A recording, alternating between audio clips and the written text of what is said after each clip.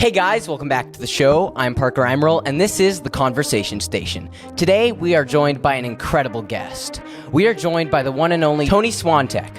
Tony is a seasoned entrepreneur who has built successful businesses in various industries. He is the founder of My Town 2 Go, a restaurant delivery service that grew to serve over 300 cities and achieved $30 million in annual revenue. He is also COO of Jorns Associates, a CPA firm that helps small businesses get funding from the CARES Act Employers Retention Credit Program. Tony has a passion for helping others and a knack for sales and marketing. He is a leader, a coach, and a visionary who knows how to turn challenges into opportunities. Welcome on, Tony. Hey, glad to be here, Parker. Thanks for having me, buddy. Yeah, man. I'm glad we got to make this happen on such short notice. My dad's like, hey, you got to have this guy on. And then he's like, okay. Here's his number. And then I'm like, okay, when can you record? Okay, 2 days from now. Done. But better sooner than later, right? Let's get it done. Why don't you just tell the audience a bit about yourself, give them a little bit of an introduction? Sure. Yeah. I mean, I grew up in a small town, Pratt, Kansas, about 7,000 people. My dad was a railroader. My mom was a substitute teacher. So I guess, kind of grew up playing sports and just assumed, I'd probably get a job, work for the same company for my dad. I think he was with the railroad for 42 years, then you retire. And as I got older and got through college, my degree was in finance and economics. I played tennis at a small Division I school in Pittsburgh, Pennsylvania called Robert Morris. And just, I realized that finding that job and working for 40 years, those kind of days were done. Companies were laying people off, firing people, downsizing. There was all kinds of different names for it. And I just knew I needed to probably do something different. And I was very fortunate. I actually ran into the network marketing industry, and I was blessed to have some mentors that were extremely successful, worth millions and millions of dollars. And over the years, I've had a few mentors that were billionaires. Just teach business principles, things that you don't really learn in school. My mom and dad, being a railroader and substitute teacher, really didn't know to teach me. And so I put into action what I learned from a lot of these mentors, and started business basically out of college. I've never worked kind of a regular job. I just started companies, and it's gone really well. We've built an Inc. 500 company with the restaurant delivery space that was 411 in the Inc. 500 in 2020. We had sold a third of that business before the Inc. 500, or we would have maybe been in the 111 range, 112 range, but we couldn't count any of that revenue, unfortunately, because we sold a third of the business. But then we merged with Delivery.com back in about 2018. Still the largest franchisee in the world for Delivery.com. So we do a lot of deliveries, and that's been a good business. Then started a credit card processing firm that's pretty large. But the biggest company is Jorns Associates, the accounting firm. We're about 18 months old. We've generated about a little over $7 billion in ERC filings, and we've got about $1.5 billion in receivables in our first 18 months. So it's been a bit of a ride here the last few months. Not bad for under a year, or under 2 years. Yeah, not bad at all. Man, that's awesome. So I'm just curious, what was the journey like? The ups and downs. What steps and adversity has it taken to build the Tony Swantek we know today? I mean, I think a lot of it has to do with not necessarily the bad things that happen. It's always going to happen.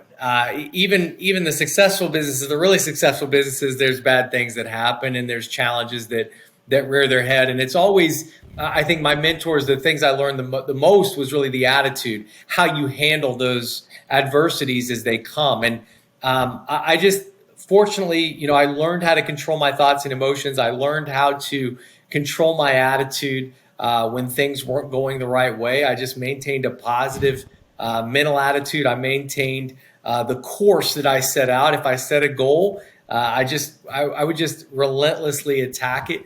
I remember, doing really well. I first moved out to California. I was helping open an office in Los Angeles, and one of the companies had done really well for me, but they ended up going out of business. So they didn't send me a check.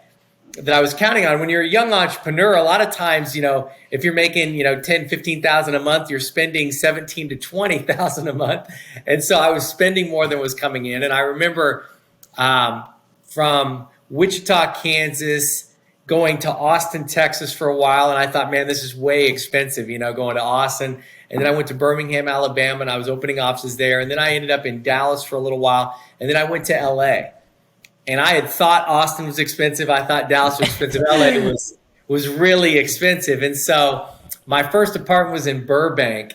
And I put down the down payment first month, last month's, and that month's rent or whatever. And, it was like $1,700, $1,800 back then for a one bedroom, tiny little apartment. And that check didn't come in. And I didn't have enough money to really do much.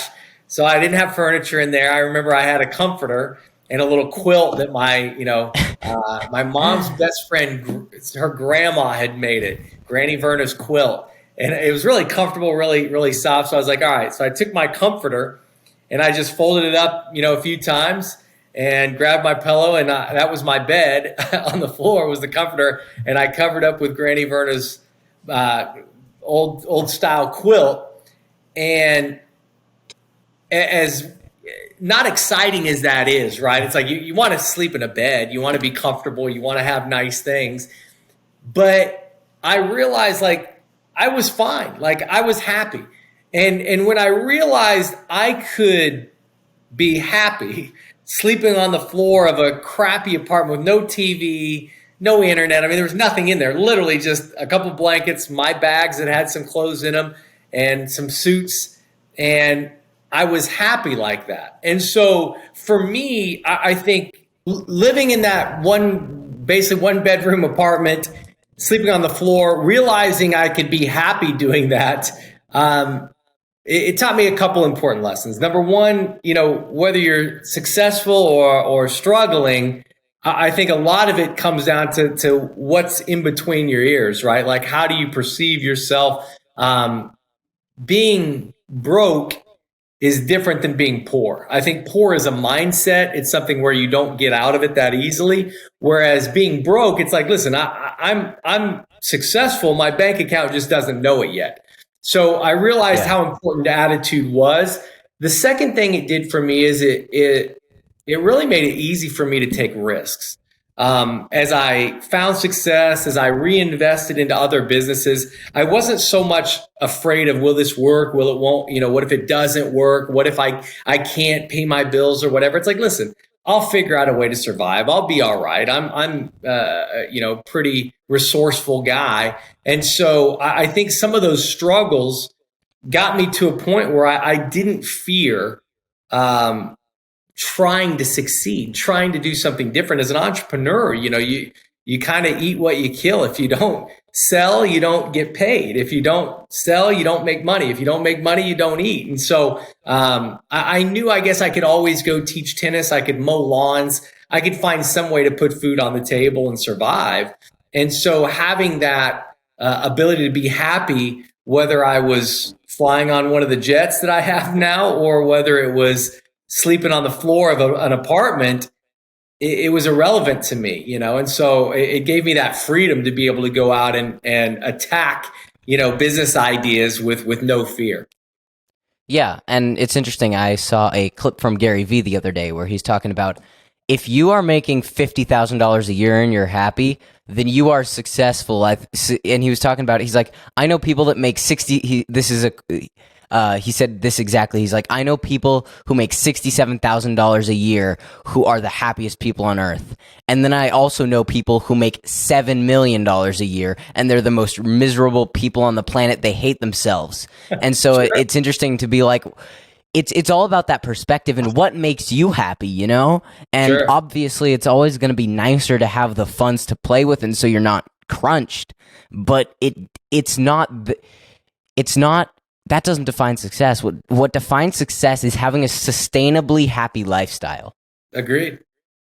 Yeah. I mean, for me, I've got several different companies, but all the underlying mission for all of them is to add value to the client, add value to the sales force, add value to the employees that service the client.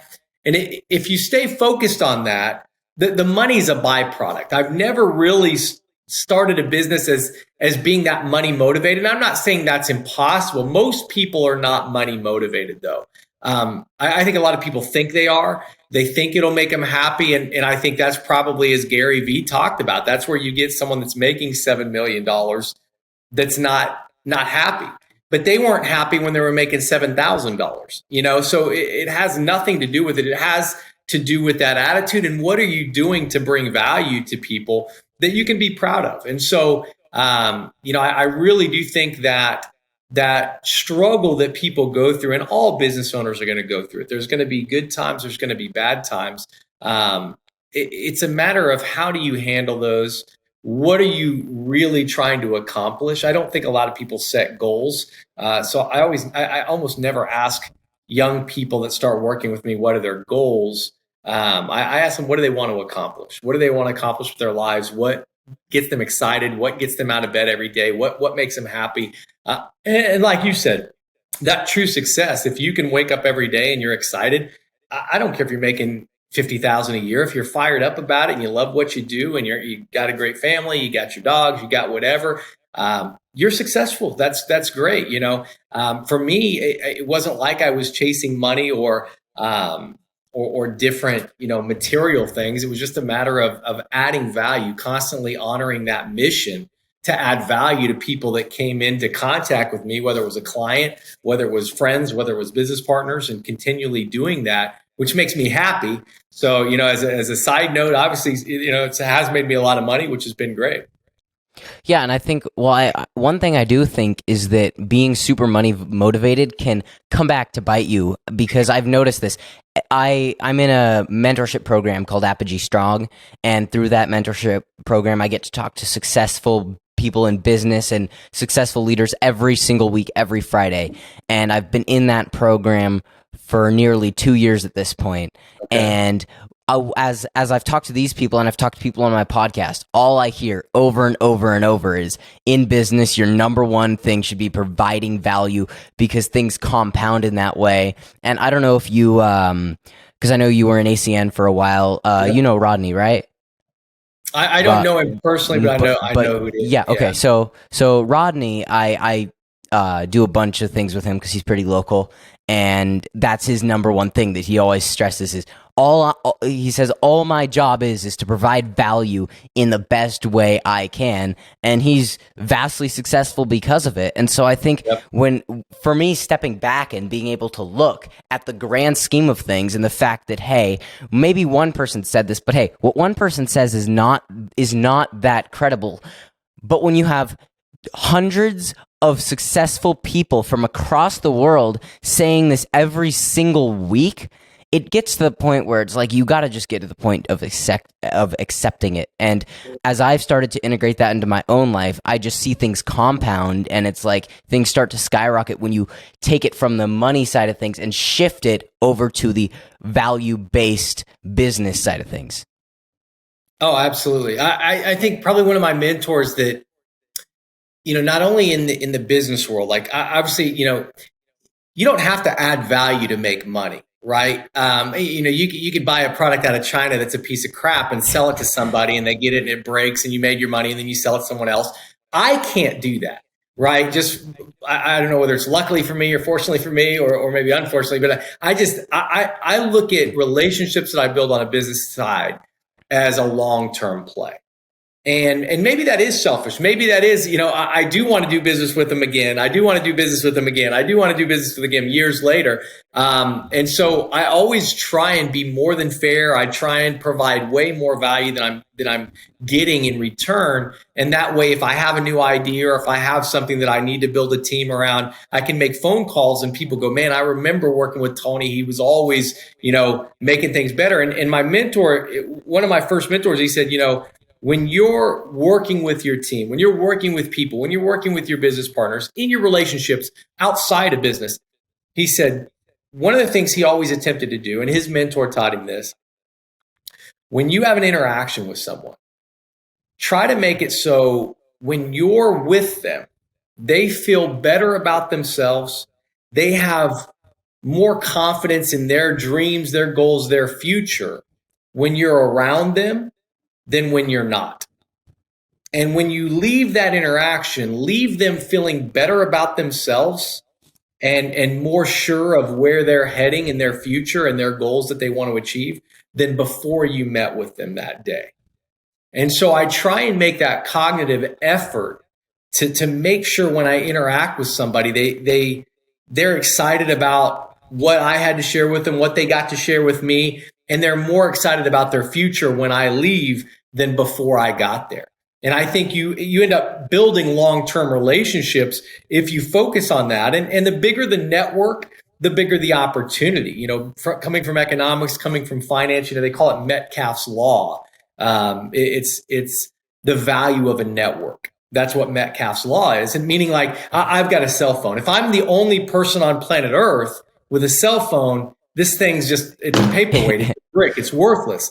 There's no network. But if you and I both have cell phones and we can communicate with each other, you in California, now me in Florida, there's value there, but not a ton of value because it's just me and you. Now, if your dad gets one and we can talk to him, and my mom gets one and we can talk to her, and my wife has one and your girlfriend or girlfriends have one, it's like now the bigger the network, the bigger the opportunity. Metcalfe's law is that the value of a network is the number of users squared.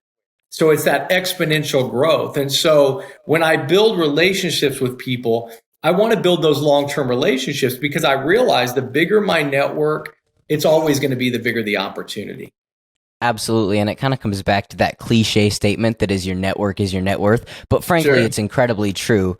And I mean, when you're talking about making people feel better and more sure about their future and building those long-term relationships, I mean, doing that it is incredible to see the results when you start to implement that and start to focus on that when you are around people, and you start to see these vast jumps in your relationships and your business just from implementing something like that is simple. It can be difficult to do because there can be some guy who maybe he's a great guy, but his personality doesn't mesh well with you. Sure. And so you're like, and so then you have to evaluate like, oh crap, I'm being rude. And then you've got to take a step back and look at it and be like, okay, wait, I need to provide value to this guy because, hey, I might not mesh with him very well, but one day in the future, maybe, who knows? Maybe he goes on to like code Google or something, right? And then he calls you up. He's like, hey, because you were nice to me, you want to invest in my company? And then, you pass it up because you write him off. No. But no, the point is that if you create that connection, even if you're not the biggest fan of someone, 10 years down the road when they have something you are interested in or you want their help with something, they're there. Because if you hadn't helped them or hadn't given them value, they'd be like, oh, that guy, oh, I don't care about him. He can go kick rocks. Sure. I think, for me, I'm pretty well known for never really burning bridges, even folks that some people, would say have wronged me quite a bit. I had one buddy of mine that was collecting rent from one of my offices. And instead of paying the landlord, he spent a lot of it, like $7,000 worth or whatever. And basically stole $7,000 from me because the landlord reached out. I was working in Birmingham, Alabama. I owned an office in Austin, Texas. And the landlord was like, hey, man, you're behind on rent. I'm like, no, I'm not. And he's like, yes, you are. And I call this guy and I'm like, hey, man, like, what's going on? And he's like really apologetic. And here's the deal for me. I could tell, and I knew this guy, and he's a friend of mine. He thought he was struggling a little bit. He thought he could use a little bit of the money and then make more money the next few months and get me paid back before I ever knew. Well, the landlord called me and I found out quicker. And I was like, listen, just get me paid back. And, I the one lesson I was like, I'm not going to let you collect rent anymore. So I learned that lesson. But it was like, I knew he didn't have malice in his heart. And I've had other people I was in business with that stole from me, straight stole from me. They wanted to steal from me. They stole from me. Like, nah, that's a guy I can do without, doing business with. But this guy, I was like, I knew his heart was in the right place. He just got himself in a bad situation. So he got me paid back. And it was years later, I ended up working with him in ACN. He ended up getting to regional vice president. I probably earned, I don't know, $500,000 off of him over a couple years when he was cranking, it's like, hey, I could have burned that bridge. I could have told him, man, you suck, screw off. You stole $7,000 from me, and I could have thrown a big fit over $7,000. But rather than do that, it's like, I knew he was a good guy. I knew he just put himself in a bad situation. He did get me paid back anyways. Now, again, I didn't let him collect rent anymore. And I don't know if I would even to this day, but he makes plenty of money now. But I just know what his strengths are, what his weaknesses are. But for me, like you said, the bigger the network, the bigger the net worth. Yeah, you can call it a cliche, but I look at it like this. When I expand my what I call warm market, cold market, somebody I don't know I'm trying to sell to. Warm market, somebody I do know that I'm trying to sell to. And people buy from you if they like you and trust you. That's pretty, a sure way to make a sale. If somebody likes you and trusts you, you can make a sale pretty easily. So I train my sales organizations, my team members that are going out to recruit and build big organizations. I own a company now. We've got about 40,000 reps around the United States and Canada, and it's growing pretty much like wildfire. That's why I flew out to Florida. I've got some leaders I'm meeting with, and some of them, one of them was the number one money earner at ACN, and he was the number one money earner at a company called 5 Links, millions of customers. And he's working with me and a partner of mine, and he's got about 8 people that are coming in to meet with me Wednesday and Thursday here in Florida. And I look at it like this. If I'm building relationships, I never go into it going, I'm going to sell this guy something, or I'm going to try and do something to get this guy to get into business with me. I just try and build a relationship. I try and expand my network. I normally do that in areas that I know I've got a commonality with somebody. So one of my business partners in credit card processing, Andy's brought a ton of clients in for our accounting business, came from playing pickleball. It's kind of like tennis, but a little smaller court if folks on your podcast aren't too aware. But it's like, I like playing pickleball. He likes playing pickleball. We met each other, and he's a business owner. He asked me kind of what I do and what he does, and listen, we played pickleball probably for a few months, but then after a while, the relationship had kind of built into more of a friendship. And next thing you know, he was one of my top producers in bringing in new clients for credit card processing. And then he's one of my top guys for bringing in clients for our ERC business, the accounting firm. And I didn't plan that.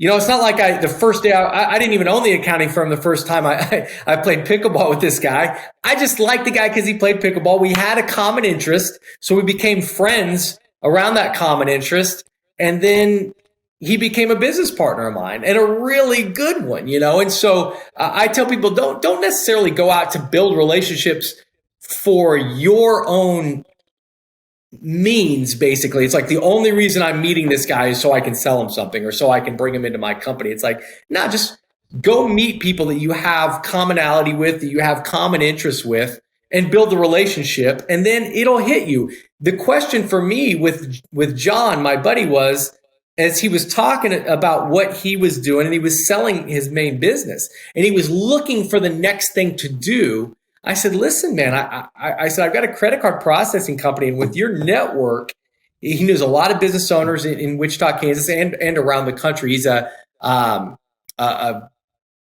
a drag racer, like on the, like with the stands and everything, not like out on the streets or whatever, but like professional drag racer. And so he's got a bunch of business owners that are in that arena that, all over the country. They're in races, you win, hundreds of thousands of dollars if you do the best over the full weekend or whatever. And so I just said, man, with your network, I think you could do pretty well at this. And so it wasn't like I wanted to make money off of him. It's like, man, the guy's looking for something to do. He's got a great network. I might as well share this idea with him.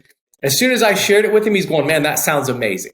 So I was like, well, let me see if we can get you set up. I'll get you some training. And then next thing you know, he was bringing in client after client after client. And so, I always tell people, just build those relationships genuinely, and it'll spawn from there. And again, because of my underlying mission to add value, if I can't add value, I don't mention it to somebody. But if I feel like I can, I'll throw it out there. That doesn't mean he'll pull the trigger. That doesn't mean he'll do something with it. But at least I plant the seed, Parker, which is all I can do. And that's all I ever ask anybody that's working with me as a team member to do is, hey, go plant the seed, build the relationships, plant the seed. If it takes root, awesome. If it doesn't, go plant the seed with someone else and see if it takes root with them. Absolutely, yeah. And I've seen things like that before with just providing value, focusing on that, and things may come of it, things may not. Like, I had a guy who came on my podcast a couple months ago, and then he was getting into some content stuff with YouTube, and he didn't really know that much about it. And I'm a bit of a geek when it comes to that sort of thing. And so I reached out to him. I'm just like, hey man, I see you're getting into this. How about we hop on a call sometime this week and let's just talk about it and talk about what your vision is for this? Because he's currently getting out of his old profession and figuring out what's next. I'm like, hey, well, this could be a thing for you. So let's just talk about it. And we talked about it, and you know, he had a very general idea of where he wanted to go, and there wasn't like a business opportunity there, but the opportunity was I got to provide value to him. And so and honestly, the enjoyment for me is not like I mean, I wouldn't complain if I get paid for something, but the enjoyment is the fact that I am providing value and blowing his mind, you know, with like, this is how we do it. And it's like, whoa, wait, that works. And, you know, that's how that's done. And so just providing value, it's so rewarding. And seeing just from the podcast, the relationships that I've built with someone like him, where now I'm like, okay, well, probably if he ever looks to do something with content where he wants to pay someone, I will most likely be the first person he calls. Sure, no doubt. Yeah, I mean, it's funny how relationships spawn. I mean, you never know.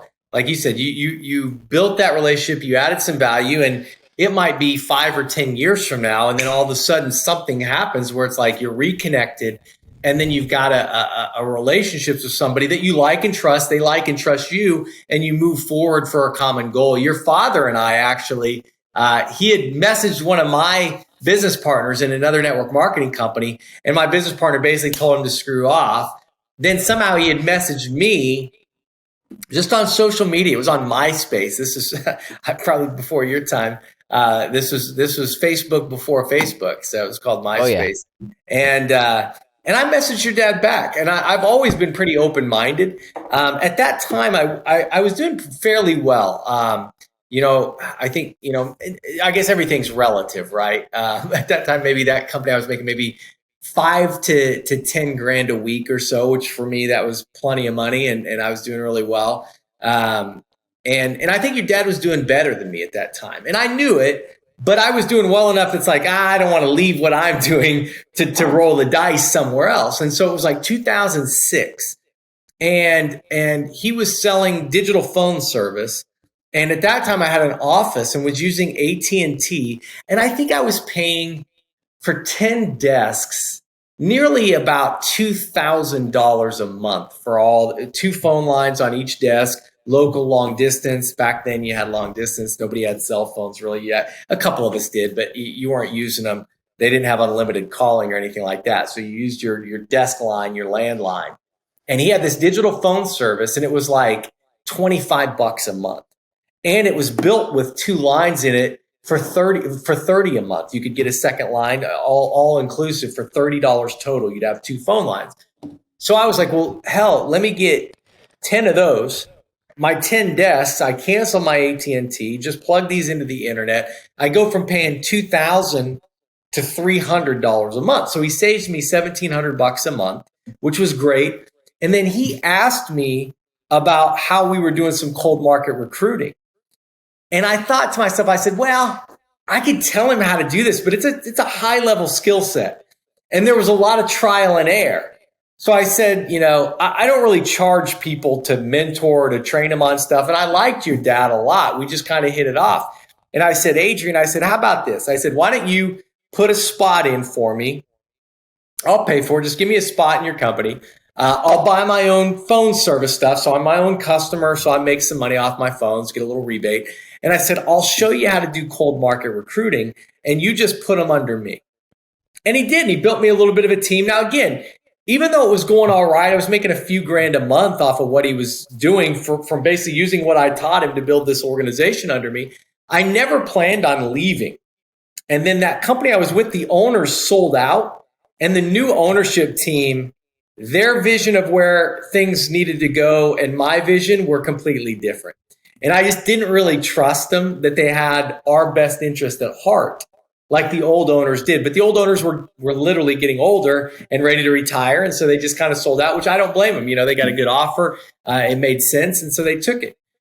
But for me, it was '08. I'd known your dad for almost 2 years, and I wasn't happy with where I was.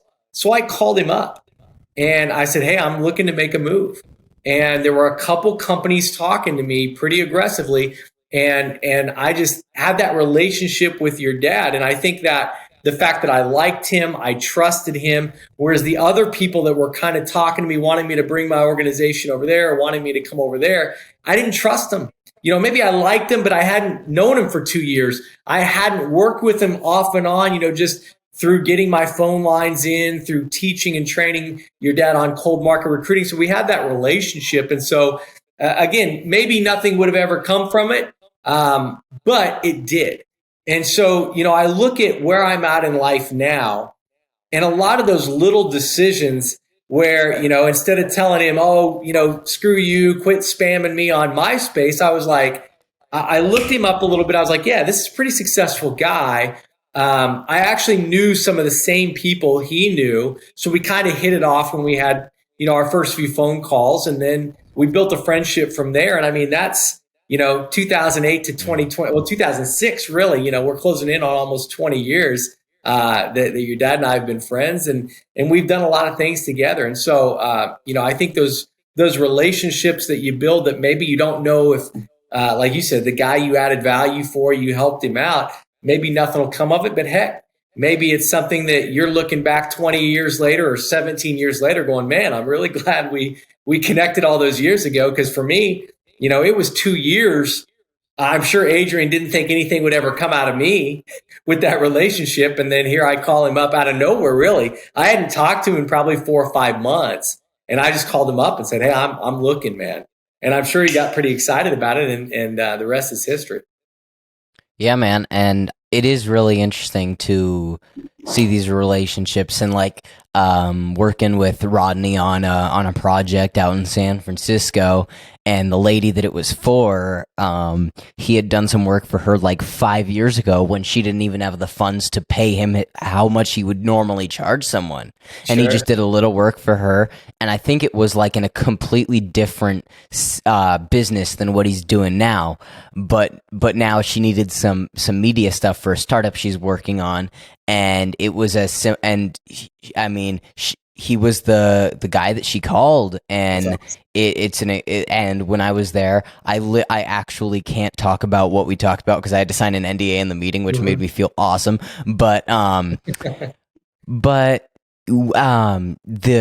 startup is like incredible, and I'm talking with Rodney about it, and we're like, there's no way this isn't successful, and then we're like, wait, if you hadn't charged or provided value for her and not gotten paid 10 years or however long ago it was, you would not be anywhere near this opportunity now. And so you've got to, but in order for that to happen, you have to provide value to people with monetary gain being the last thing in your mind. You just need to provide value to people, because if monetary gain is in your mind and then you don't get it, you're going to be pissed off. And then 20 years down the line, when they call you up, you're going to be like, they'll call you up like, hey, I want to talk about this. No, you shut up. You didn't pay me back in 52. Right. And so you got to take it from that mindset of, I don't care if you pay me or not. I'm just here to provide value. And obviously you've got to get paid. You've got to make ends meet. But when you're just networking and talking to people, you've got to take it from that mindset of,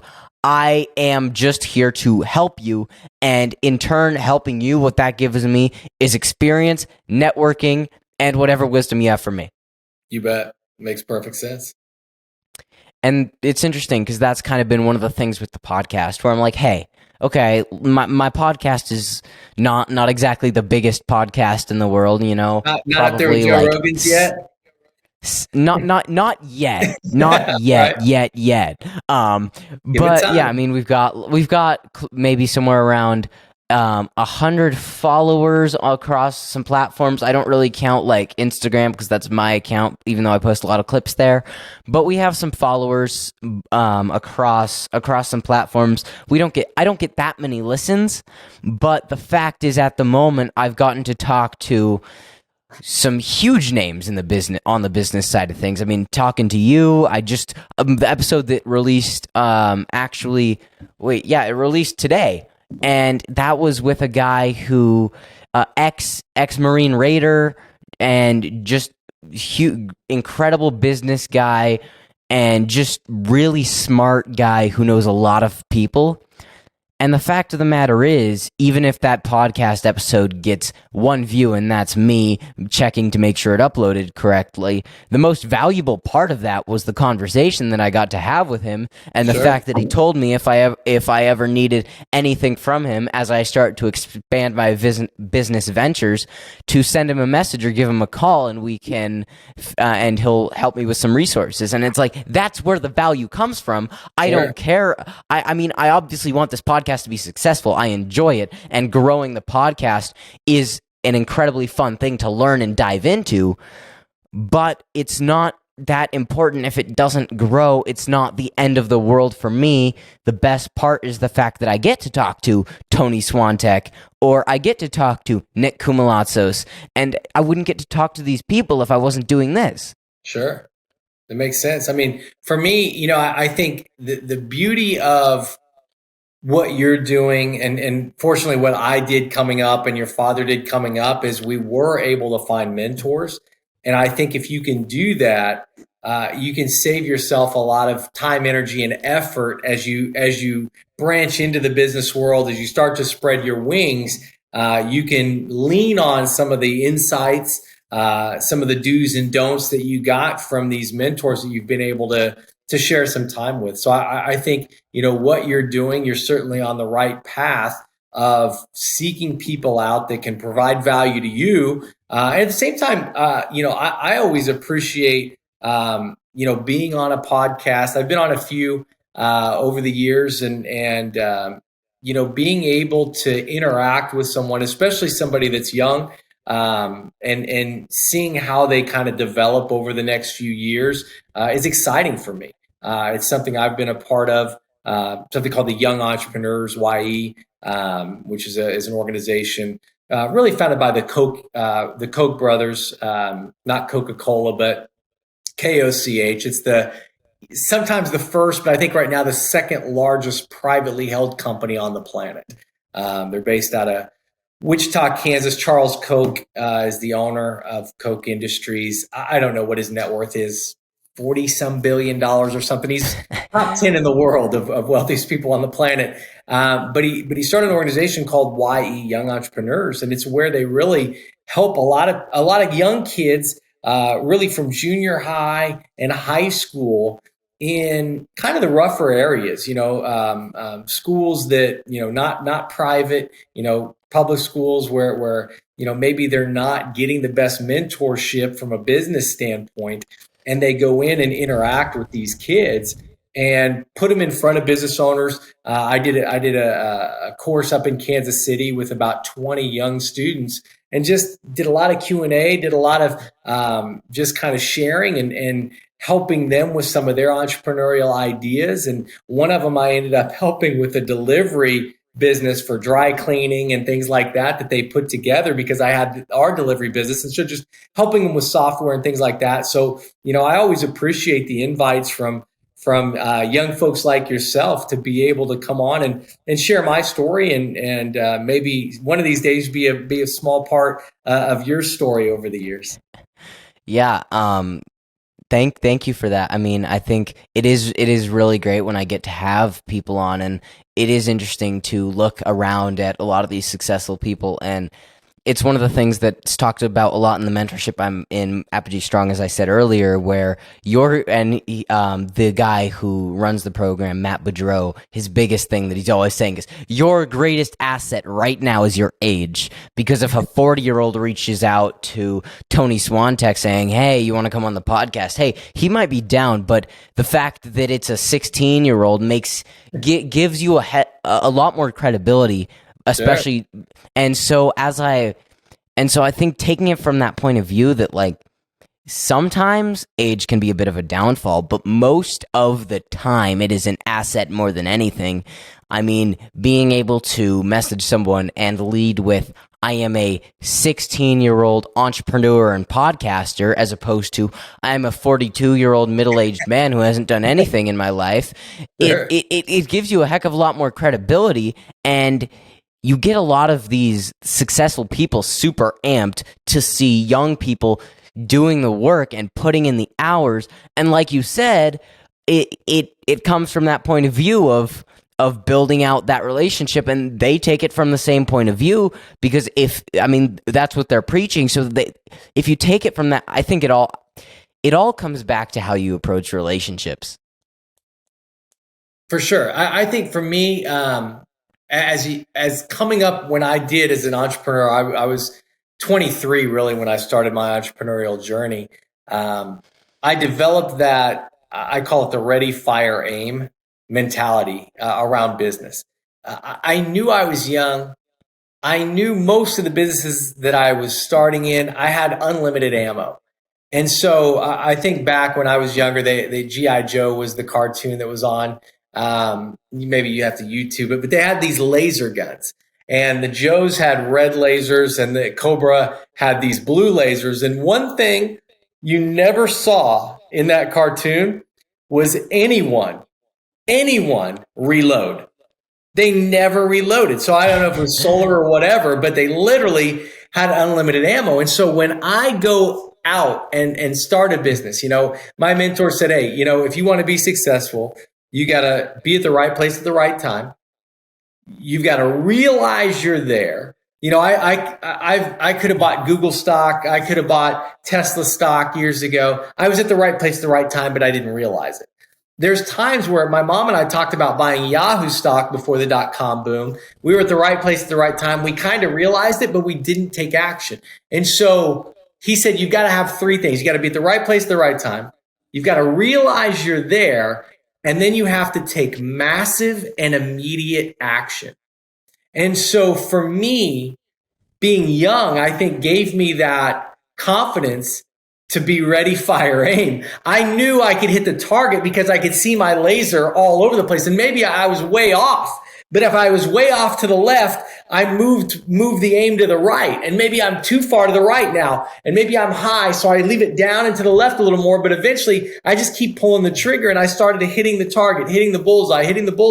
And it's like the next business comes up. It's like I just started firing again. And I think when you're young, you're more open to risk. You're not risk averse. You actually are not worried about what if it works, what if it doesn't work. It's like, hey, I'll learn.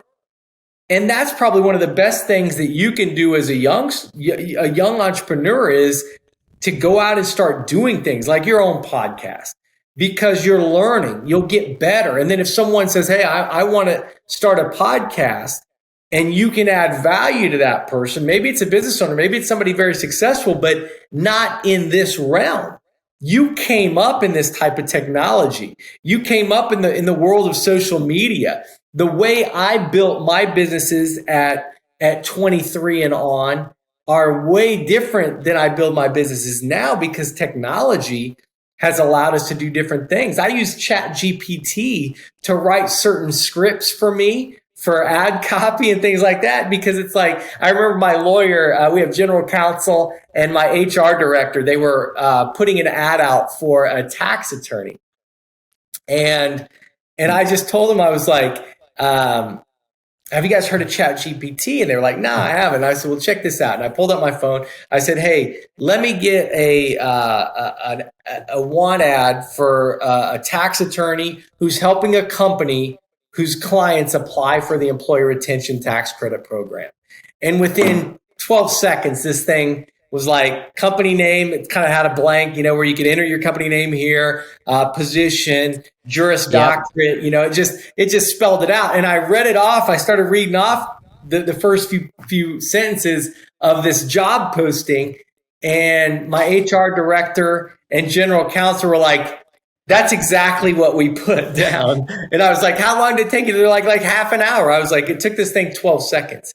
And so I think technology gives you more ability to fire, to take shots, because you can lean on technology to help you spread the word, to help get the marketing out there for you. You can meet with people. Like, I'm in Florida right now, just landed not too long ago. You're in California. We're a long ways away from each other, but we're having a conversation, looking at each other, which, when I started in business, that was unheard of. We faxed in orders. We literally sent a fax in with our orders. You didn't do online ordering or anything like that. So I think, your youth brought you up in this multimedia, social media empire, where there's folks like myself and older that can lean on somebody like you, that you can add a ton of value into what we do, because it's second nature for you.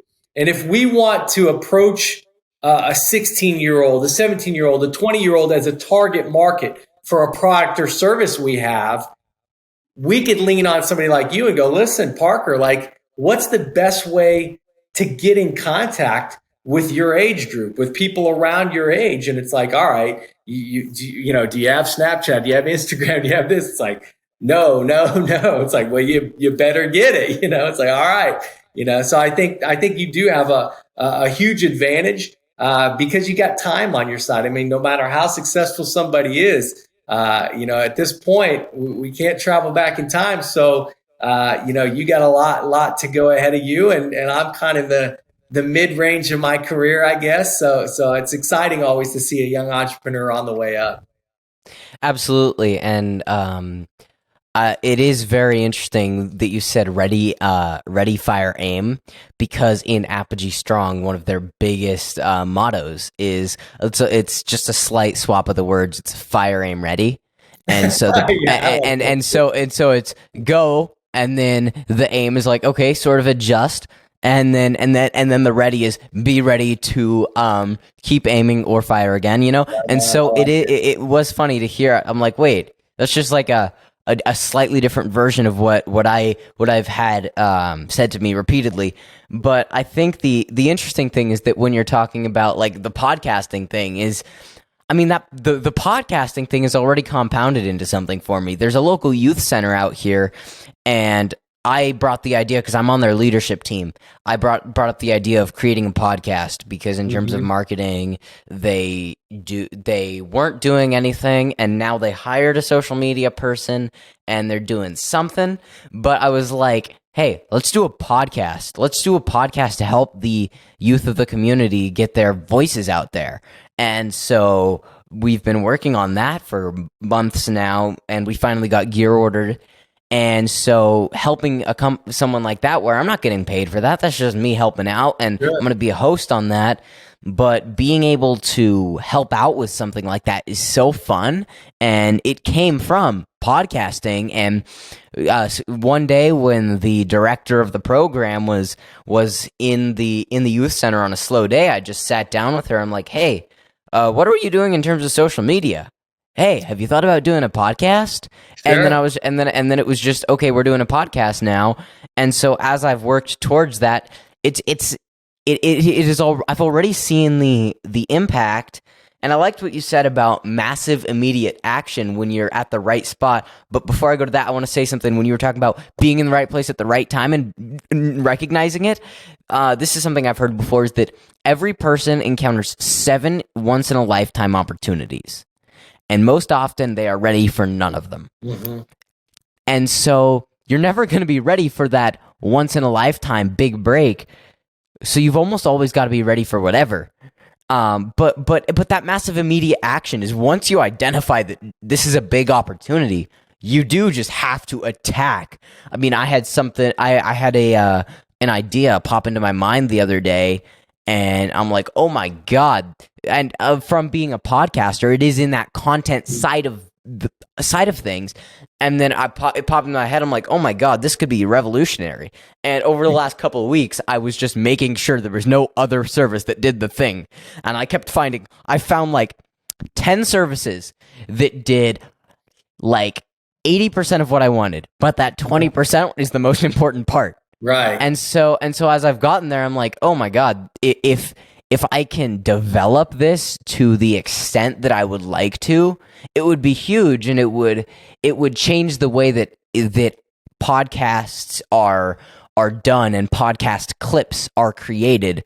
And so it is interesting where just this podcasting and taking massive immediate action, like the podcast came from Rodney. I had the idea, swimming in my mind. I bought a microphone, just because I wanted a microphone. But then I was like, hey, I should start a podcast. And then I talked with him about it. He's like, that's a great idea. And so I just started the podcast. I mean, the branding on my first 2 episodes looks like a 12-year-old's gaming video, but I started a podcast. Sure. And so doing that, and then with this idea that I'm working on, it's like, if it weren't for massive immediate action, I wouldn't be here. Right.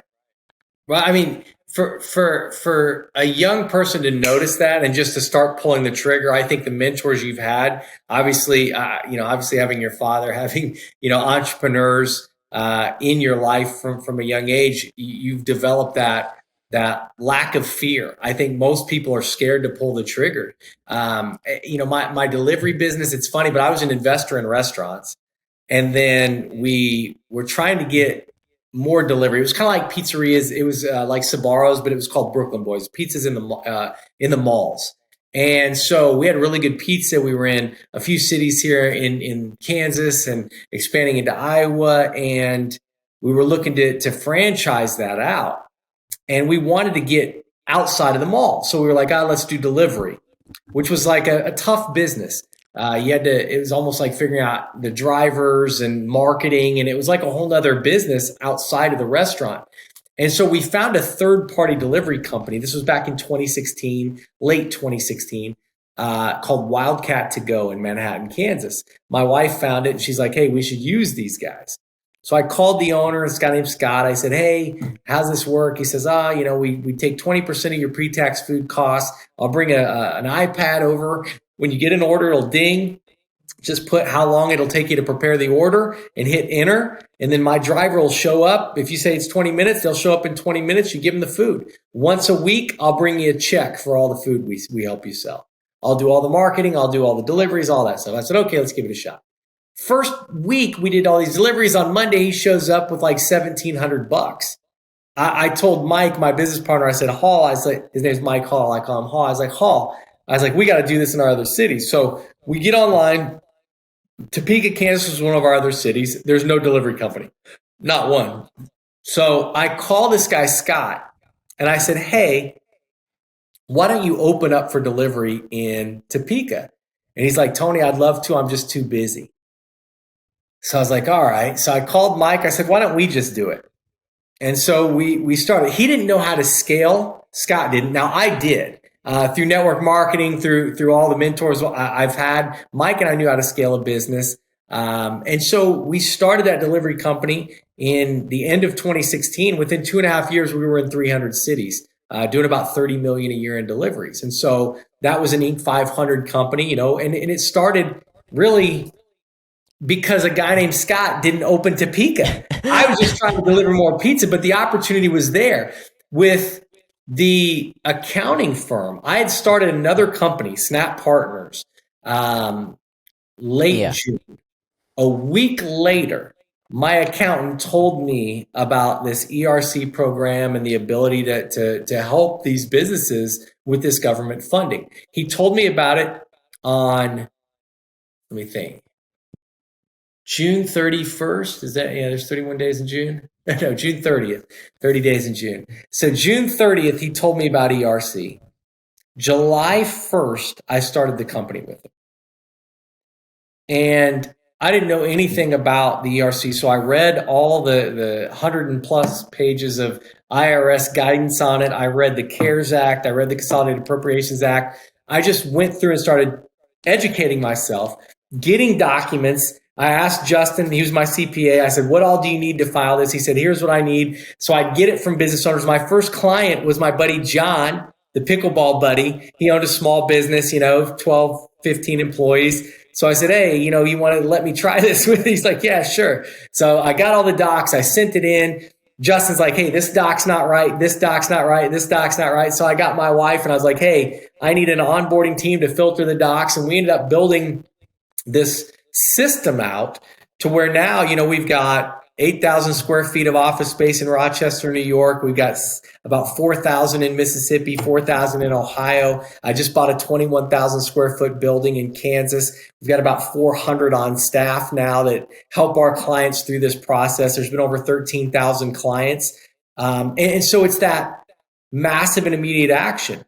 I started a crypto company with my buddy selling cryptocurrency trading software. I remember we were building sales teams. He wanted me to help his company expand in the United States, and I ended up expanding it internationally. I built teams in 167 countries. In 45 days, we had built teams in 167 countries. And people were like, how did you do it?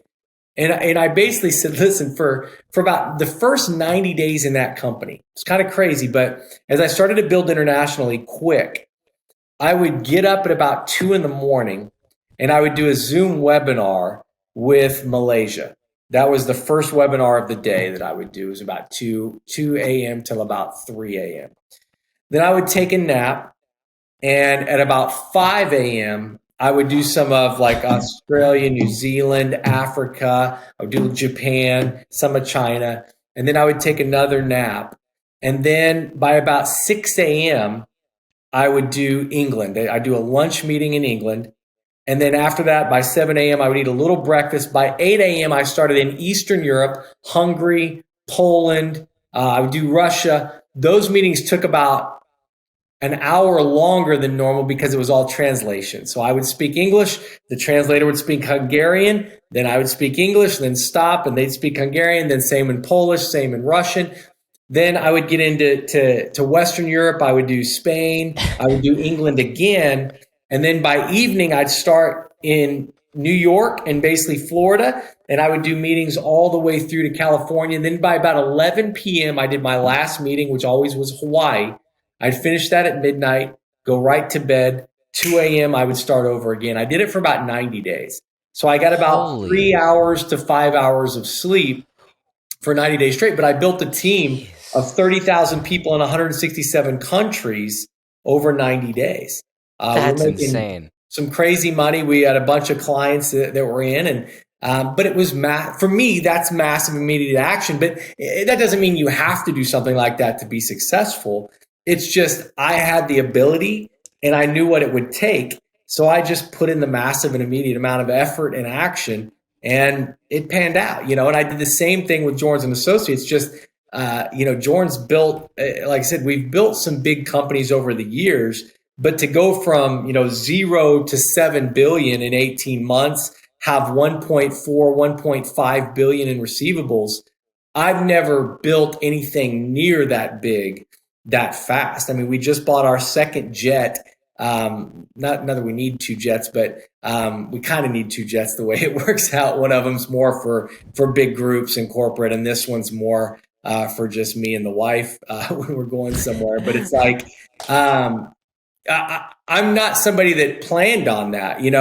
I just plan on adding value, taking massive and immediate action, and then the amount of income that's hit our way. It's like, you know what? Like, why? It's almost like last time we flew out to Rochester, we took the jet. And the time before that, Julie went out there. She flew commercial, and there were delays. And it was almost the entire day was wasted for her, which her time to the business is so valuable that it costs us way more money if she's taking trips like that, if I'm taking trips like that and losing our days by flying commercial. It costs our company way more money than the price of jet fuel and a fractional ownership on a jet would cost. And so I think when people look to add value, when people build relationships with the plan to build relationships and add value in mind, and then when they find opportunity, they're willing to, I like fire, aim, ready. I was ready, fire, aim. I'm always ready. So ready's first for me because I'm always ready. And then as soon as the idea comes in, I ask myself 3 questions. Can I add value to the client? Can I add value to the sales force? Can I add value to the employees or the contractors that service the client? If I can answer yes to all 3 of those questions, I start firing.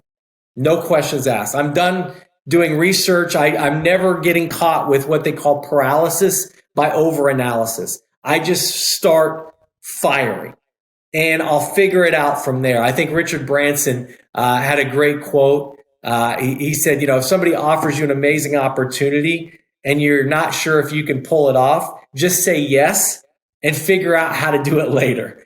And so that's kind of my mantra. It's like, hey, let's go. We'll figure it out. I'm resourceful enough to know if there's something I can't figure out, I'll reach out to somebody who's smarter than me in that area and bring them on board and hire them or partner with them and let them help me do the things that I don't know how to do. So you're getting some great advice and you're already putting it into action. I think that's probably the most important thing is you didn't just think about starting a podcast, you started one. Because why the hell not? Somebody's going to build a massive podcast. It might as well be you. Yeah. And wow, I mean, when you say massive immediate action, you took that massive and made that massive 90 days of, geez, that's insane. But yeah, I mean, that the immediate action, and I think more than that, hey, I think even more important than the immediate and the massive is just the action, because Sure. it just you got to just start, and it's always good. I think the immediate, I mean, it doesn't have to be huge. I mean, my podcast, I mean, I haven't like sent messages to 300,000 people to ask them to come on the show, but just taking action and doing the thing, I wouldn't be here if I hadn't gotten started.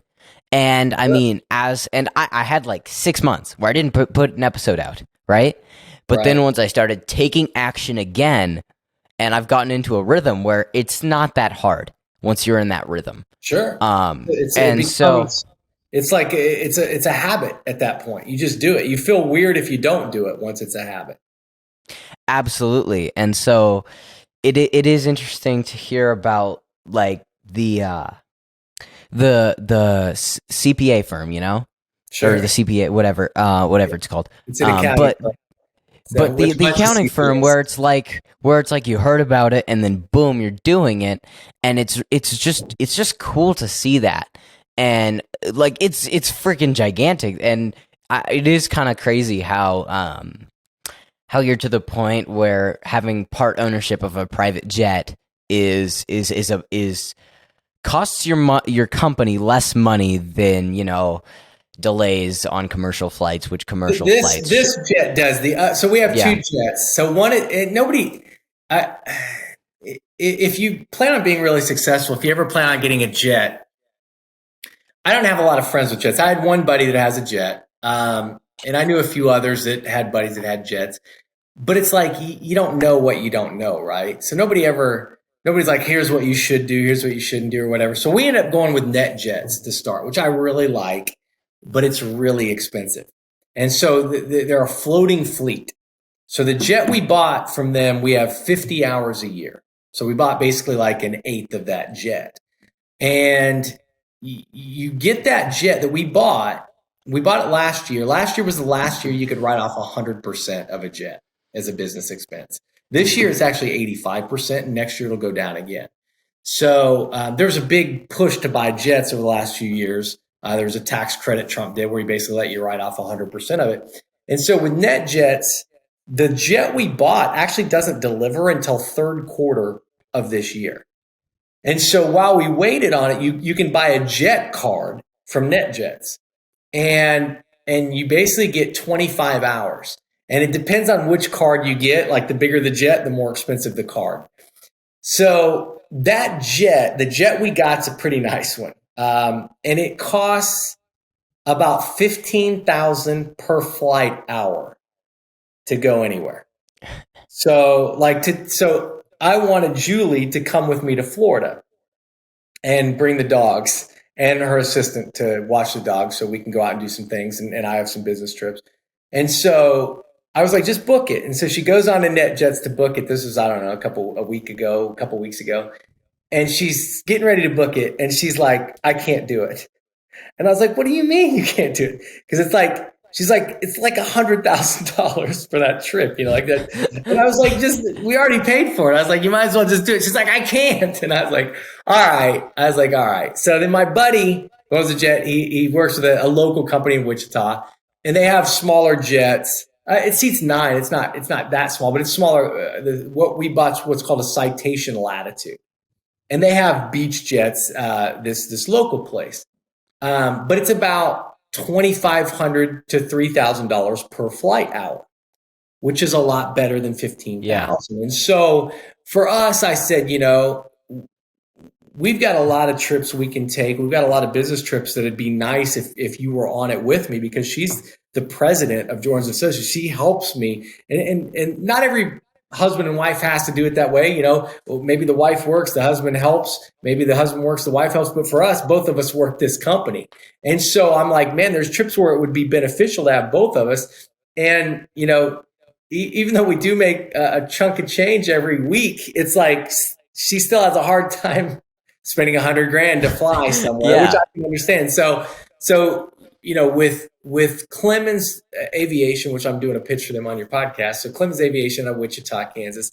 It's like this trip's probably it's going to be $15,000 or something like that instead of $100,000, which is a lot better. It's just a lot better to pay a lot less. And so we'll probably use it more. We'll probably do more business with it. But nobody ever, even my mentors, nobody was like, here's what you need to look for when you're buying a jet. We might get nothing. We might start a fleet and do chartering, because my thought is, can I turn those into assets? They're good for tax liability because, they're write-offs. So it's good tax-wise right now. But what if I can write it off as a business expense, which it is, but I can also charter it and let other people rent it. And if you rented the jet, it's more like net jet pricing. Like if you charter a jet, it's expensive. You're not going to charter my jet for $3,000 an hour. If you chartered my jet, we'd probably be able to get $10,000 an hour, $8,000 an hour. So you can make money chartering jets. And so I always try and look at opportunities. I try and learn, but I also want to help people. I want to educate people about things, because I wish one of my mentors would have educated me more and more on the world of purchasing jets and fractionals and things like that, but they never did. So I Googled, I learned some things on my own, but we really almost on both of those jets kind of bought them pretty quickly without a lot of digging in, just because one, the year was coming up last year. We knew we needed to write off 100% of it. So it was a good idea. If we're going to buy one, we better pull the trigger now. And then two, I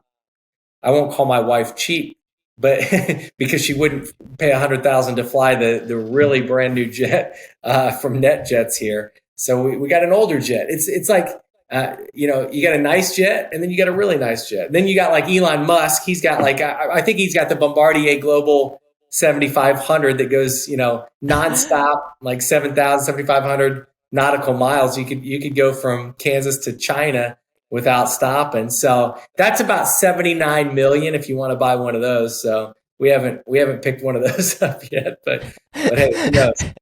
Who knows? Yeah. I got time.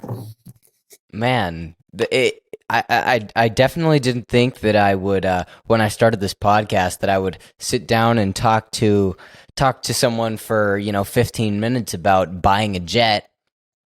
Hey, if your podcast gets bigger than Joe Rogan's, you're going to be able to afford a jet, no problem. You'll have nicer ones than I've got. Yeah, and then I'll get to the point where I'll use the podcast to sell the jet, to charter the jets. Like, Right? hey, you want to charter my jets, and all the TVs. Your only option is to watch the podcast. That's right. The fleet's got the podcast already on there. If you want to learn how to start your fleet of jets, watch the podcast from one of my jets. I love it. Yeah, man. I mean, it is crazy to think about something like that, where it is crazy to think that your business is to the point where buying a jet is a positive business move. Because some people would be like, buying a jet, that's stupid. But it is interesting, especially to listen to, like, yeah, I mean, I definitely didn't know anything about flight pricing when it comes to private jets. Like, I wouldn't have expected there to be like all of this complications with it, because when you hear private jet, you're just like, when people think of people with private jets, they think, okay, Elon Musk, or these Sure. top of the top billionaires who just buy the jet outright. They own the jet, and then they're probably the people charging people to like charter it, but they own the jet outright, and so you don't really think of like like owning a fraction of the jet. And it's interesting because I definitely hadn't even considered something like that before. Yeah, it's different. You could buy, like, so we have the Citation Latitude. You probably drop 15 million to buy one of those. You can get an eighth of it for about 1.2 million. Plus, it's like 15 grand a month. Plus, you pay for jet fuel, catering, pilots.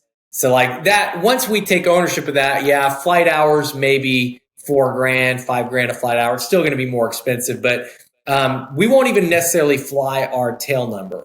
So a floating fleet means we got to give them, I think, 6 hours notice for net jets, and whatever airport we want a jet to be at, they'll have one there. And then we can hop on and go. With Clemens, they fly to Wichita. Pretty much, I can have them send a jet somewhere. But out of Wichita, I got to give them like 30 minutes notice, an hour. Yeah. As long as it takes them to get the pilots and scramble the jets, they'll get them rock and rolling. To buy a quarter, which is 80 days of a Beach Jet 400A, which they don't even make those anymore. They're 20-year-old jets. But it's different than when you think of like, oh, I got a 20-year-old, hamburger that's got mold all over. It's like they have all new avionics in there, the new engines in a lot of them, the whole interior, new leather. Yeah, I mean, nice. They've got 22 of them in their fleet. They've got 3 of them they bought for just parts. So I'll probably have that fraction for 15, 20 years. That jet will be viable. It'll be a good jet. That was 750 grand up front, and that's it. And then I think it's like $1,500 a month or something, just maintenance fees, which is way better than $15,000 a month, which is what the fees are with net jets. But you got an older jet versus a brand new jet. There's pluses and minuses to both. But that one, like I said, I'm probably $2,500 to $3,000 a flight hour versus $15,000 a flight hour. Or then once I take ownership of my jet, $5,000 a flight hour. And so we're going to use it. I think that, having it, you use it more than not having it. Flying commercial, again, for me, there's nothing wrong with flying commercial. I didn't mind it other than the time suck. Driving up right beside your jet, parking it, throwing your keys to their valet, they unload your bags, load them up, and you just on and you're on your way. Dude, that's awesome. Yeah, they don't check IDs. So cool. You can bring water on the plane. You could bring guns on the plane. You can bring whatever you want. They don't. Your jet. You can bring whatever you want on there. So there's no TSA, none of that stuff. Well, my dogs, they fly with us all the time. So that's kind of awesome. Just like, I think honestly, the best part of a private jet might be just not having to deal with the TSA. Yeah, man, you're in, man. Like you showed it. Like people are like, what time do I need to be there? I was like, we're leaving at noon. You need to be there at noon. You don't got to be there at 11. You don't got to be there at 10. You get there like 11:55. They'll load your bags and hop on, man. We're ready to go. Yeah, I don't know when you said like toss it to the valet. What I imagine is you've got like a black like Cadillac, with dark tinted windows. you drive up, you park, there's a red carpet going up to the steps, you step out, you toss your keys, and you just walk in, and you pull your sunglasses out of your pocket, you slide them on, you're in like a $20,000 suit for no reason. You're flying to somewhere to like go to a Chuck E. Cheese or something, but you've got a $20,000 suit on. But or you're wearing Adidas gear. I travel when I'm flying. Yeah, I travel comfortable most of the time. Well, yeah, obviously. I mean, but hey, if you're going to be doing a realistically, podcast somewhere and you got to get off the jet and go right to studio, you better have your suit on, right? Nah, you shoot the podcast on the jet in the air. Why not? Set the studio up. The audio would suck, but besides that, I mean, a little post-processing, it'll be fine. If you can afford a private jet, you can afford someone to fix your audio. Dude, you can. So I asked him, so the jet we flew today doesn't have internet or anything. Like it does, which I was like, it doesn't have it. And so I don't read much, but I read Thomas Sowell, Basic Economics. I studied economics, but they don't teach you stuff like Thomas Sowell. Which it's Sowell. If you're ever interested in economics or something, that's your guy. Harvard educated, out of Harlem, came up really with nothing. Tried out for the Yankees, probably realized pretty quick he wasn't gonna play. Yeah, and then ended up becoming a PhD from Harvard, and wrote Basic Economics and Advanced Economics. I've read Advanced. I was just catching up on Basic as well. And so, I asked them about internet, and they're like, it's like $100,000. So you have to get the other shareholders in the jet to throw down $25,000 each. And then I think it's like $3,000 a month or something. But like NetJets has it already. Like NetJets, if you get on NetJets, like it's got everything. Like you literally are on your phone, you're making phone calls, you can do whatever you want from that jet. Whereas the economic jet that we have, it's like, hey, it's giving you a ride from A to B. Yeah. It gets you there in a hurry. We got about 1,500, maybe 1,700 nautical mile range on it. So you're not going to go from California to New York in that one. The Citation you can. Yeah, you can get the Cessna and you can go that far. But I think it's fun to talk about that type of stuff because nobody does. And I wish somebody had, to me, when I was coming up, because it's like, man, like it would have been nice to have a lot more knowledge on delving into that world. Because I think people don't dream big enough. People don't think about things like that, but it's not that crazy. It's like, man, $750,000 seems like a lot of money, but it's relative. Like compared to what? My top guy that's been working with me at Jorns since we started, his best week in commissions was $2.68 million for the week. So that's his best week. So, I mean, that's a jet. Like if he wanted to get a fractional on a jet, like he doesn't even need to think about it. It's like, all right, why not? Like I need the write-off and I get to places faster. I can work on the plane if it's logged in and whatnot. Yeah. And maybe it's something where maybe I would need to unplug when I'm on the plane and I don't want to be plugged in because I'm not like that. I can, for whatever reason, I know I'm wired differently than most folks. I don't burn out. I don't need a rest. I don't need vacation. Almost everyone else I've ever worked with in my life is not like that. And that's okay. And people ask, how can you do that? Like what you did, that 90-day run there. And then what I've done for Jorns for 18 months straight. I can't imagine there's been a week that I put in less than 100 hours of work for 18 months in a row. And I love it. And people are like, how do you do that? And you got your other company here and and it's like, I was like, listen, not to downgrade what I've done and what I've accomplished, but it's like, I can look at somebody like Elon Musk, who's got, one of the fastest growing automobile manufacturing company on the planet, with Tesla. He's got SpaceX, where he's literally looking to colonize Mars. And he's got Skylink, where he's giving the middle of the Sahara Desert internet. Everybody on the planet's going to have access to the World Wide Web. And it's like, And he talks about how when Tesla was struggling and he didn't know how much further they could go, he was sleeping at the factory. He was sleeping at the factory for a year. Like he worked his ass off. And it's like, am I really working that hard? It's like, I don't know. Am I working as hard as Elon Musk? I don't know. But I know this. What I'm doing is a lot easier than trying to colonize Mars. Like you got to have a lot more money and a lot more brain power than I got to do that. So it's like, if he's not complaining about all the work he's having to do and what he's trying to accomplish for society and the human race as a whole, it's like, I can make another phone call and talk to somebody. I can hop on another podcast. I can do whatever I need to do to help grow the brand, grow the business, help somebody else with their business, add value. I can't complain, right? Like I'm sure there's people, maybe there are working harder than me. I don't know many of them, but I'm sure they're out there. So I don't want to ever be outworked. You might outsmart me. You might have more knowledge. You might have more wisdom. You might have a better idea. You might be better at sales. You might be better at recruiting. You might be better at training. But I know this, if you talk to 10 people and sell 10, and I talk to 10 people and sell 5, I can beat you.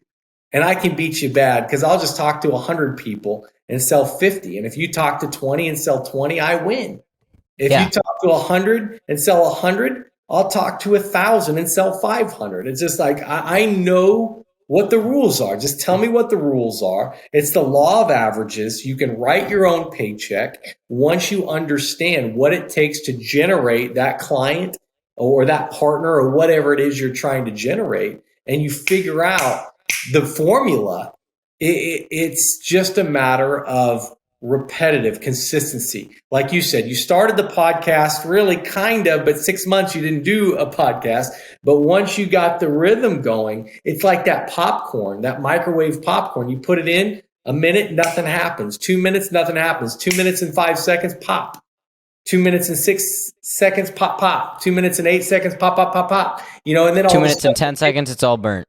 Bing. Yeah, I use an air popper now. I'm beyond my popper. It's better. It's better that way. Yeah, it is interesting. So in terms of, so the first thing you said, which is like not getting burnt out. I know that for me, the only way I get burnt out is if I lack social connection with people I enjoy being around. Sure. That's how I run. I could work for, I could do hours upon hours of work but if it's with a team of people that I enjoy talking to, like I could do work with Rodney for 200 hours straight and I would probably be fine. Yeah. I might need some sleep, but like in terms of like the work and like the people I'm around, I wouldn't get burnt out because for me it's all about the people I'm around. That's how I stay energized. So when I've been working for a week straight and haven't done anything socially, that's when I get burnt out. But then what you're saying about outworking people and being able to create your own paycheck, and all you have to do is know what you're doing to create that money. That's the interesting thing for me right now, is that what I have to work on right now is figuring out what my system is for me to generate revenue. Sure. And figuring and so building out those systems. That is my number one thing over the next couple years, is figure out what I am best at when it comes to generating revenue and providing value to people, so that so that then I can just be like, hey, okay, I enjoy doing this. I'm very freaking good at it. Okay, well now let's just go do it, more than everyone else, and go generate as much money as I need, or not even as much as I need, because like we said earlier, happiness is your success. But sure, let's go generate however much I feel, like, hey, let's just say I wake up today and I'm like, hey, I want to go generate, $100,000. Okay, I know what I have to do, Sure. I know what I have to do when I wake up, and I'm like, hey. And then it's a repeatable process, and obviously there's limited time in a day, but that's why you're always looking to scale, because then you are able to get people, and so then you pay someone that some money to do the thing, and now you have 10 people doing it. Now the money coming back to you, now you're doing it, getting even more. And I saw something from Steve Harvey, and he's like, if you want to make $1 million, find something that'll make you $10. Or I think it was 100. I think he started at like $100. Okay, and he said, okay, do that 10 times, and now you've got $1,000. Yeah. Okay, and now take that and find a way to do that 10 times. Now you've got $10,000. Yeah. And now from there, hire some people and do it another 10 times. Do that, and now you've got $100,000. Yeah. Hire more people and do it 10 times. And now you've got $1 million. And so taking it from that's why it's so important to scale in business, because I mean, the interesting thing is one thing people are like, some people don't realize how big you are before you stop being a small business, but it is interesting where it's like even a small business, you should always be focused on scaling. Hey, you don't have to become a multi-billion-dollar corporation with 20,000 employees, but always being able to scale is so important. I think for most folks, they don't ever understand that leverage. They're kind of from that school of, if I want to get something done right, I do it myself. And it's like, you can do that, but you're limited, right? We only have 24 hours in a day. Whereas like you talked about with Steve Harvey, it's like, if you've got, for me with Jorns, 400 people on staff, if they all work, 10 hours in a day, it's like, all right, we're logging 4,000 hours. Well, if they're working 5 hours a day, you're still logging a couple thousand hours. And it's like, I've only got 24. I got to sleep a little bit. So even if I log, 18 hours for the day, I'm getting smoked by 400 people that are working. Even if they worked 1 hour part-time, that's 400 hours. I can't compete with that. None of us can, right? So you do have to create that scale. I think it's important, what you talked about, finding out where you charge up is so important as a young entrepreneur. And you want to put yourself in that environment. If you're wanting to be massively successful, which again, not necessarily financially, but in the space of adding value, because the finances will come if you can add value. And so if you can put yourself in that environment where you're charged up and you stay charged up, that's probably a good sign of where you need to move your career, your goals, your aspirations, what you want to do, is areas that keep you in that type of charged up environment. Because then it's not work, it's fun. You're enjoying what you're doing, you're adding value, you're doing it with people that you generate energy from and to, and it keeps you energized. And like you said, you can do something for 200 hours without ever burning out. And for me, whether it's, I had to learn the social side. I'm naturally an introvert. I was a good athlete in school. I was a college athlete, I guess, Division I athlete, but I was also a good student, an honors student, and graduated with honors from college. I didn't like school that much. I was just good at it. I kind of remembered things. And that's really all school is. It doesn't, I don't think school, you can't look at somebody's grades and go, oh, that person's going to be successful. The way school is, it's basically memorize something, throw it back up on paper. Memorization and regurgitation. That's it. Throw it up on the piece of paper, get your grade, and then forget it for the rest of your life. And it's like, I was good at that because I remembered a bunch of stuff. So I just threw it back up and got good grades. But for me, the relationships I built and the mentors I got after school were probably some of the most important things that guided me. But I learned how to be more sociable. I learned sales is probably the one skill set that I would tell young entrepreneurs to embrace, no matter what. If you have a great idea, either A, you got to go sell it, or B, you got to hire some people to go sell it. And no one will be as great at painting the vision as the inventor, as the person with that idea or that plan that they want to execute. And so I tell young entrepreneurs, listen, go get a job in sales, start a business in sales, like do something where you're out there moving a product, moving a service, whether it's your service that you're selling, whether it's a friend's service you're selling, whether it's a product you're selling, get comfortable with that. I think a lot of people are intimidated by sales. They're scared of rejection.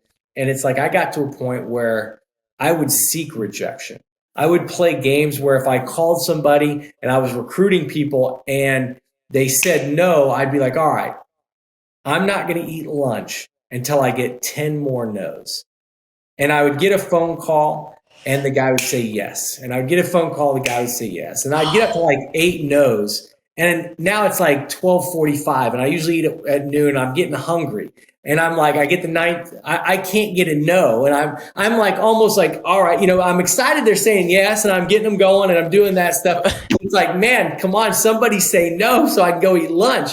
And it's like, it's like a game. You trick your brain, and instead of being fearful of that no, I'm like, man, I'm hungry.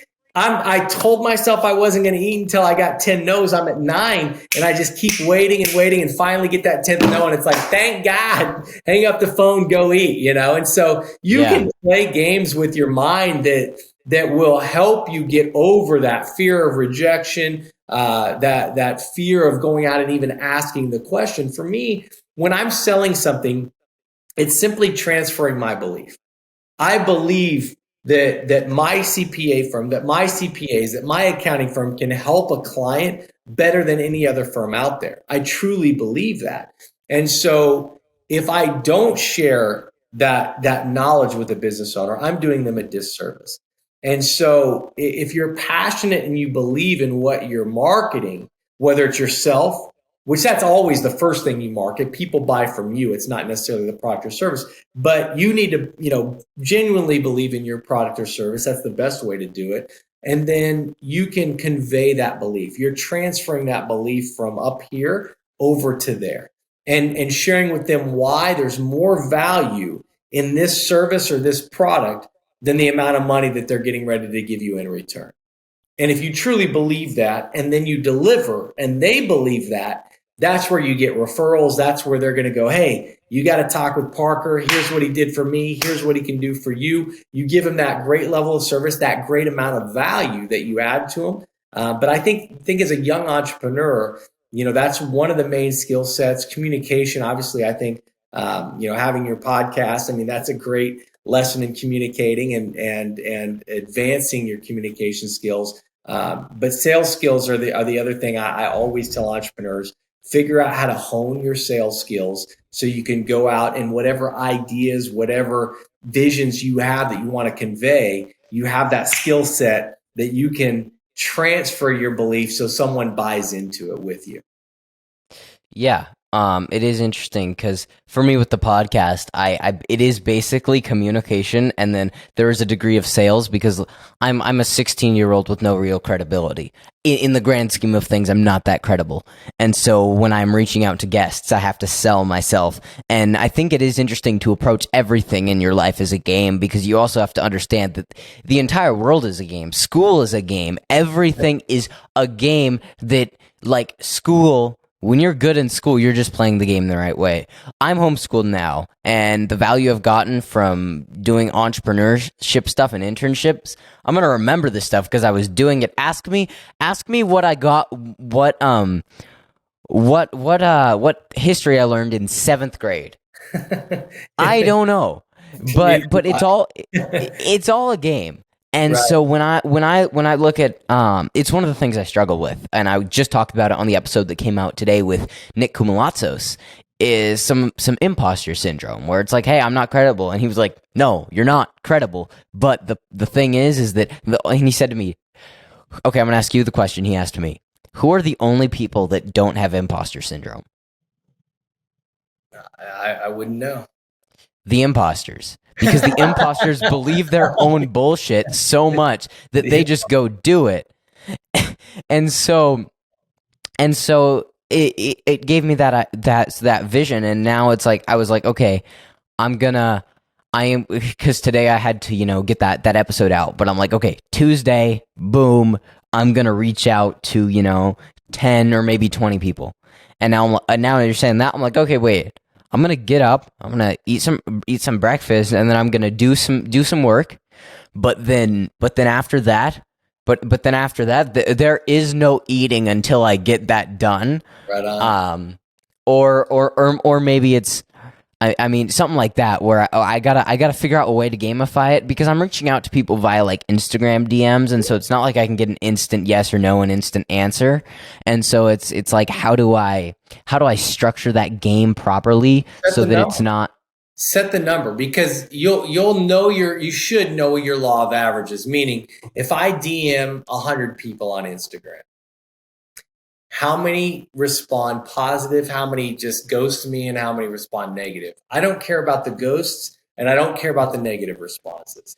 All I care about, if I ping 100, I call it pinging people, P-I-N-G. If I ping 100 people, like I'm in a submarine or something, but if I ping 100 people, if 10 of them DM me back, and that's my number, it's like, all right, if every day I want to get 5 people that hit me back, I know I got to hit 50. So it's like, you got to gamify it. You got to say, listen, until I hit 50, I won't do this. Until I hit 50, I won't do that.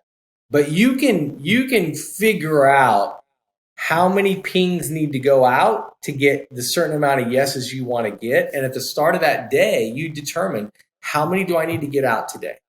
And then you don't let your big head hit the pillow at night until you hit that number, no matter what. And the beauty of Instagram is, I mean, you can Instagram people from all over the world. So maybe, if it's 2 a.m. and your big head hasn't hit the pillow, you can hit somebody up in Russia because they're awake, and they're up and around. You can hit somebody in Japan, in Australia, and, England's getting up and around at that time. So no problem. Yeah, absolutely. And so it is interesting, because all the people that I've really hit up, I've had some sort of, connection to. I've had, some people that I've been connected through my dad, or people I've talked to through the Apogee program, but I've had some connection to them. I've reached out to one person I had no connection to, but it was my first time I cold emailed someone, or cold sent a message, and so it was a terrible email. Never got a response. But basically I am like 5-1. So my statistics are pretty good. Yeah. I should just get some numbers out there so I can collect the data and figure out what my numbers actually do look like. But with that guy who didn't respond, he just didn't see my message. And so he has an open PO box. And so my plan with that is to make a super cool, because he's a comedian, I'm going to make a super cool poster of him that has Conversation Station branding, and then get it sent to him along with an invitation to come on my podcast. And he's out in Australia, so it'd obviously be virtual, but just do something like that, where I'm, instead of, because he didn't respond to my cold DM. Okay, I'll take another measure. I'll send you something cool and ask you to be on that way, Yeah, you got nothing to lose. It's almost like for me, like with DMs and things like that, I look at like a scratch off lottery ticket. If for Christmas you got, 10 scratch offs, and let's say the top prize was 10 grand, maybe the bottom prize is $1, right? You'd scratch them. I'd scratch them. Listen, I'm not above scratch. Like, if you give me free tickets, I'm going to scratch them off. And it's like every DM you send, it's like a scratch. You don't know what's on the other side. It might be a huge win for you. But the beauty of sending a DM is it's free. It costs you nothing. So how many scratches are you going to do in a day? And that's something you can control. I always tell people, don't get caught up in the answer. I don't know if I'm going to talk to a company about ERC. They might say yes, they might say no, or they might say, what is it? Or we don't qualify, what is it? We were told we would. So that's it. It's one of 3. It's either yes, I'm interested, no, I'm not interested at all, or what is it? You got to give me more information. That's it. It's only three choices that come back to me for them to respond with. I don't care at all what the response is, because I cannot control that. What I can control is, did I ask the question? Yeah. Have you guys taken advantage of ERC yet? Yes, no, maybe. What is it? I need to learn more. So I don't care what the response is. I just get my number. This is how many people I need to talk to today, and I'm going to do it because I can control that. I can control how many people I ask the question to. I can control how many lottery tickets I scratch off.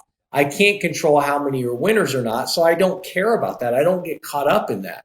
So that's the type of mindset a young entrepreneur needs to adopt, is basically understand you've got 8 billion people on the planet. You've got more than 1 billion of them that are connected through social media of some form or fashion. So it's like, all right, that's a lot of people that you can message and ask them to watch your podcast, listen to your podcast, come on to your podcast. It's free. It's unlimited. And so, it's one of those things, you've got nothing to lose and everything to gain with every single time you send out a DM. So figure out a way to send them out. Why not? So yeah, I mean, it's so funny. You kind of read my mind when you were talking about how it costs nothing, because because it's one of those things where I do get caught up where I'm like, but what if he says no, or if he says yes? Am I really that passionate about having him on? But it's like, it doesn't matter. It costs nothing. And I was literally just like writing down like cost. I wasn't going to say exactly cost nothing, but I had flipped to a new page in my notebook to write it down in big letters, and then I wrote down like, don't get caught up on the answer. But I was in the midst of writing it down, and you're just, and that's where my mind was, and you're like, boom, boom, boom, boom. I'm like, wait, okay. So did that private jet come with mind reading abilities or something? No, I wish I would pay more for it if it did. It'd be amazing. Oh yeah. Well, here's the thing. Can you implant thoughts as well? Because then you could just like tell someone to like, honestly, you could get caught in a power trip pretty quickly, like by making them say yes. Well, that's NLP, right? That's NLP, neuralistic programming. Well, yeah. So they talk about that. One of the things in sales you learn is get people to say yes. I'm doing a sales training. I'll have to send you the link. It's free. Tomorrow. You can throw it out to some folks, me and my buddy, just an hour long kind of sales training thing. We've got maybe 50 to 100 folks that are going to be live at it and a few hundred that are going to be streaming it, but I haven't shared it with anybody. It's just something I wasn't even going to be a part of it really. I just flew in and he's like, hey, do you want to do this sales training thing with me? I was like, yeah, sure.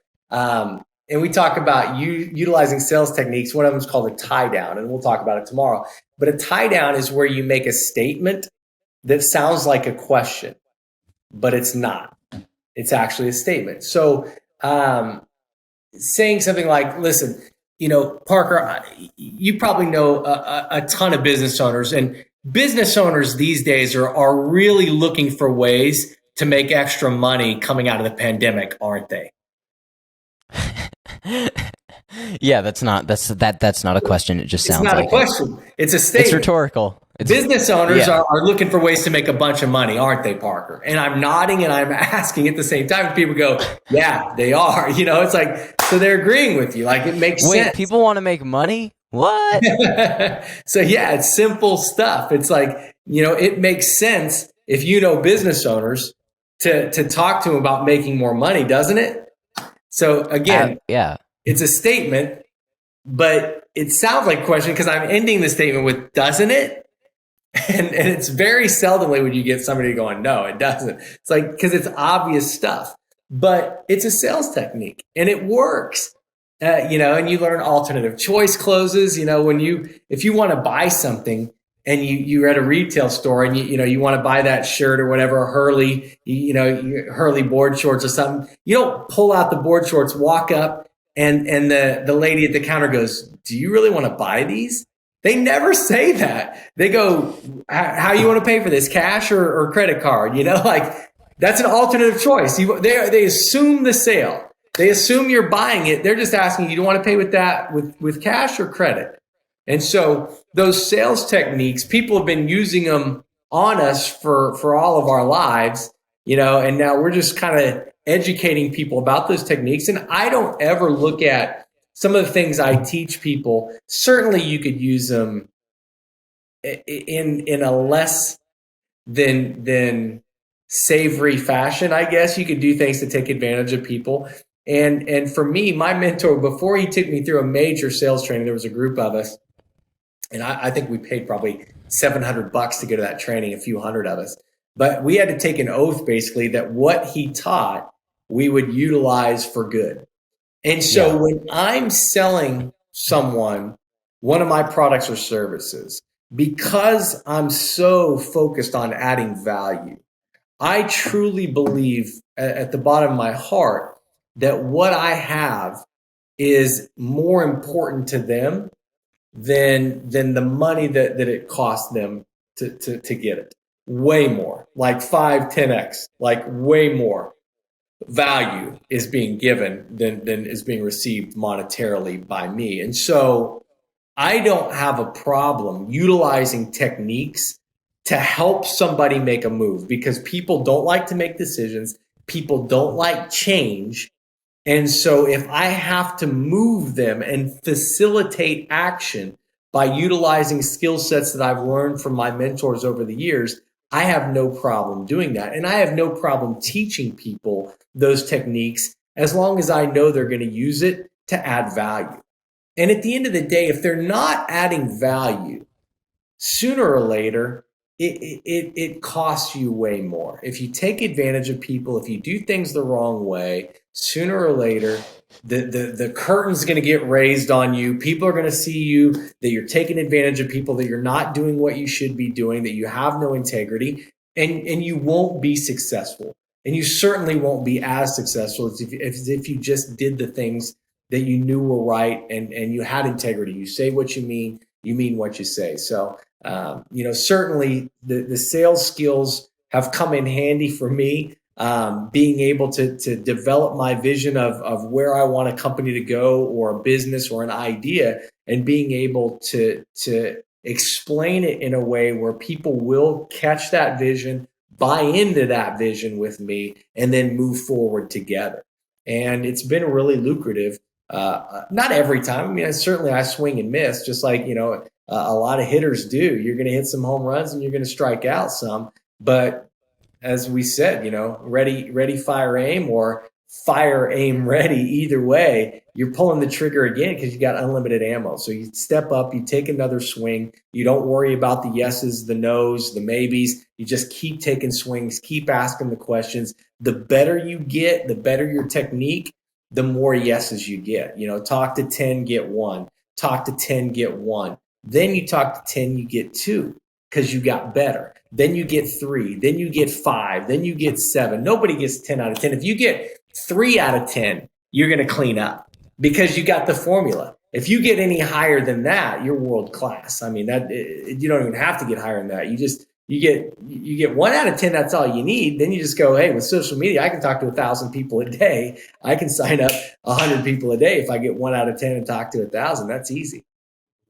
Yeah, man. I mean, all this sales stuff, man, you're getting me inspired. When we're done with this, I think I'm just going to like be done. And then I'm just going to grab my phone and I'm going to reach out to like 10 people that I know, because this late, I mean, it's like 9:30. I don't think I have the mental capacity to write something to pull something together to someone I don't know. But I got 10 people easily that I know. He put something together for you. Oh yeah, no, I have ChatGPT put together a lot of different things for me.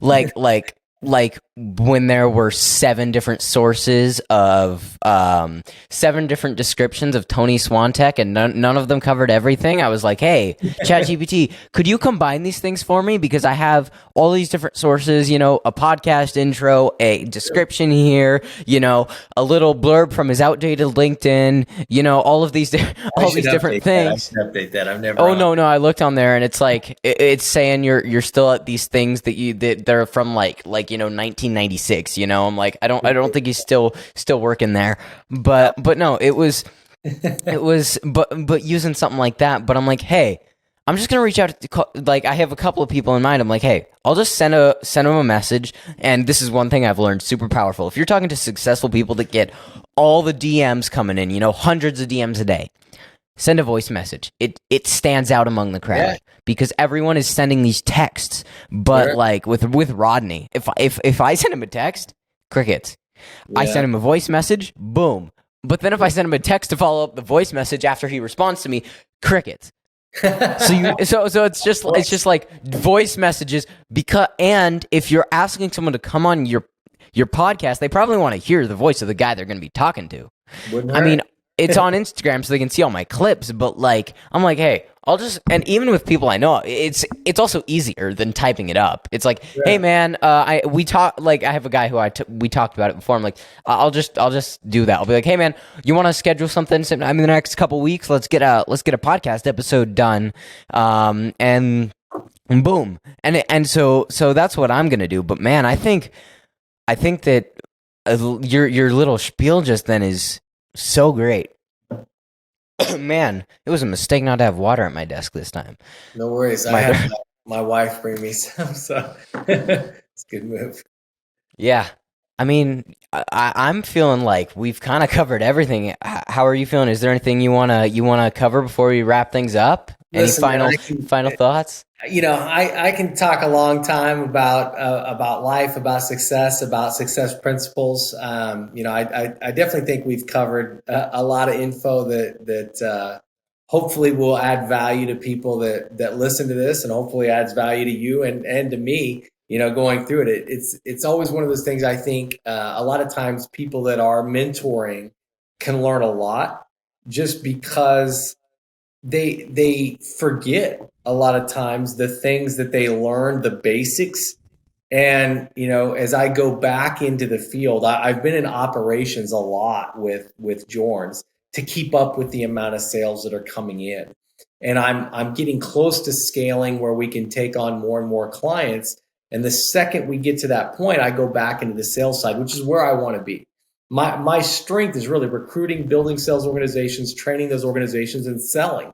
And not that I'm bad at scaling. I obviously have scaled a $7 billion company in 18 months, so I know what I'm doing there. But it's not my core competency. It's not my purview. And so, I think that the best advice I give to young entrepreneurs, like I said, communication skills, sales skills, and then understanding your strengths, understanding your weaknesses, and utilizing partnerships, employees, contractors, whoever it might be, friends, mentors that can cover you in areas where you're not as strong, and you can cover them in areas where they know they're not as strong. So it's been fun, man. I always, like I said, appreciate when folks invite me to share knowledge, to share information, and I always want to learn some things from those folks as well, which I think if you do what you're setting out to do and you start to reach out to 10 people, if you start to go out and market your podcast the right ways, you're going to end up finding more and more success, and you'll find areas that are in your wheelhouse. At 16, I was playing sports, going to school, not entrepreneurial at all. I didn't have really any leaders, any mentors to help me. Looking back, I don't know if I would say, I'd change this or change that. I don't really have regrets, but I can honestly say it would have been nice if I would have had, a mentor, like your father, like your mom, like people that were entrepreneurs that could help you develop your entrepreneurial spirit from the time you were born. Pretty much, you were fortunate, but then having mentors that you've connected with through these organizations.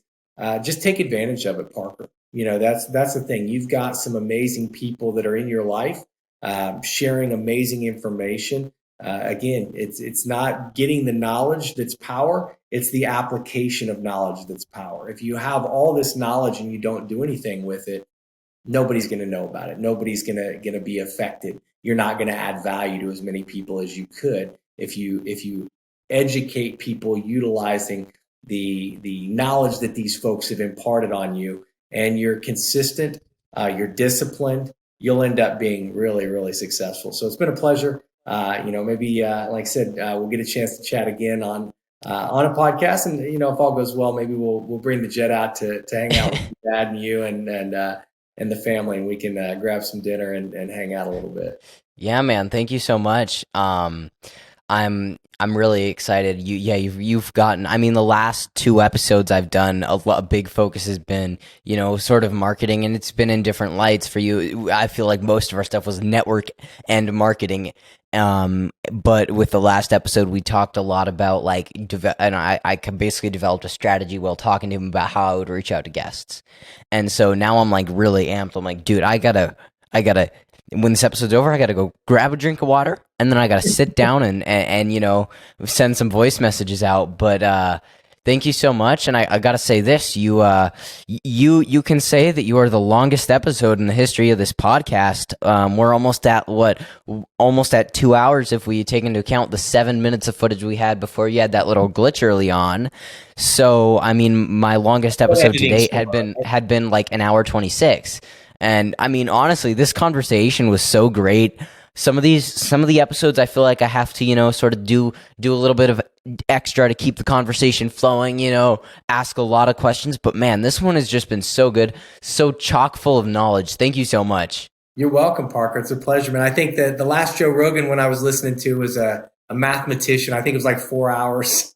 And so I wasn't going for that. But yeah, I mean, I definitely appreciate the conversation, and I'm sure there'll be many more that I'll want to hear about. So, send me the links to your podcast, and let me keep an eye on you. And I want to watch I'll probably share it. I'll get a few folks subscribing for you, and we'll get as many listeners as we can. Yeah, thank you so much. You got it. I feel like we probably could have gone 4 hours. If I had water, we could go 4 hours. I don't have water though, so by like hour 3, it was just I'm pretty loud, and our assistants in the other bedroom. We got a cottage at PGA National. It's a pretty nice resort, but I'm probably not the best host here for my guests. Yeah. I mean, hey, I won because at the very end, a couple like a minute ago, I saw your dog in the background. I saw a dog in the background. There's 2 of them right here. Piper actually owns the jet. That's who buys the jets. Henry owns the building we bought. He's the commercial real estate guy. So our 2 dogs are really successful. Man, that's awesome. But yeah, I mean, I gotta say this has been really great. I'll definitely get things sent your way. This episode should be out Friday. I mean, I've got plenty of time to edit it, and so yeah, thank you so much. And I can't express my gratitude, and I will make sure to send links your way. And I'm just excited to keep being consistent and watch things grow for myself. And it's always good to know that I have other people keeping an eye on me as well. Sure. Sounds good, Parker. It's a pleasure, man. We'll do it again. Yeah. Alrighty. Thank you guys at home for watching. I've been talking to Tony Swantek, and this has been The Conversation Station.